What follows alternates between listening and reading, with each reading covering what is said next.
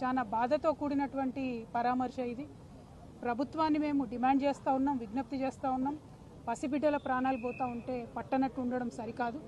ఈ ప్రభుత్వం వచ్చి 11 నెలలైతే దాదాపుగా నెలకు 3 మంది యావరేజ్గా ఇప్పటికే 42 మంది బిడ్డలు ప్రభుత్వ పాఠశాలల్లో చదువుతున్నటువంటి వాళ్ళు కేవలం ప్రభుత్వం యొక్క నిర్లక్ష్యంతో ఫుడ్ పాయిజనింగ్ వల్ల చనిపోవడం జరిగింది.